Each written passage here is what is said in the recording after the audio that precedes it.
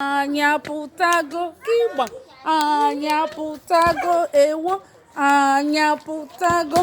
Anyị bụ Biafra ndị na-akpa nganga, anyapụtago.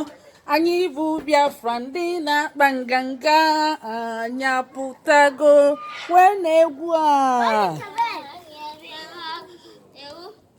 Anyapụtago kịgbam, anyapụtago ewo, anyapụtago. Anyị bụ Biafra ndị na-akpa nganga, anyapụtago. Anyị bụ Biafra ndị na-akpa nganga, anyapụtago. Wee na-egwu a. Anyapụtago kịgbam, anyapụtago ewo, anyapụtago. Anyị bụ Biafra ndị na-akpa nganga, anyapụtago. Anyị bụ Biafra ndị na-akpa nganga, anyapụtago. Anyị apụtagokwanụ ka anyị gwukwa egwu ọnwa ụbọchị tata. Anyị apụtago ka anyị si apụta kwa ụbọchị. Every day we must come out between 9:30 to 11. Come out to receive early morning sunlight because it's natural vitamin D. This pandemic is suffocating everybody. When you are always indoor, you don't feel good, you don't feel like to be happy. But when you come out, nature has made it that people cannot stay one place. But this pandemic ties us down. That they told us to stay indoor, not to come outside, even to go to church, to worship our God. We cannot go. I don't know the meaning of all these things. We are praying that this thing will end. We soon end so that everybody will return to his or her own normal life.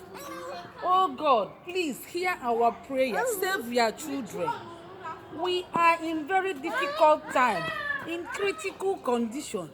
The condition we find ourselves is not good. It's not palatable at all. God must help us. We are praying every day by day. That is our prayers. Ka unu na-eme dị eme? Ka unu na-eme? Oke nwa. Tree. Ukwu osisi. Ka ukwu osisi ọ bụ?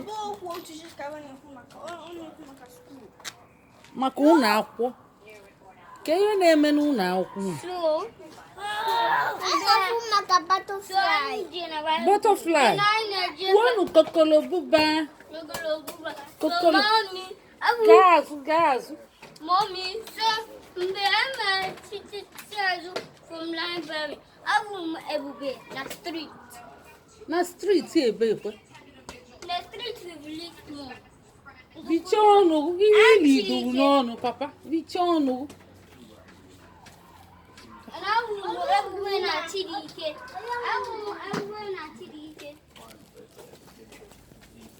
Anyị bụ Biafra ndị na-akpa nganga, anyapụtago.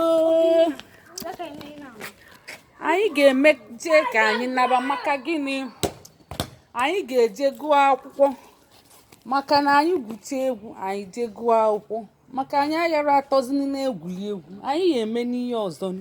Mana a sị na-eje anaba ije ụwa ime nke ntụgharị ịma nna ofu ebe wee na-enene mmọnwụ. Ị ya na-agaghalị ngwa ka emesịa. Bye.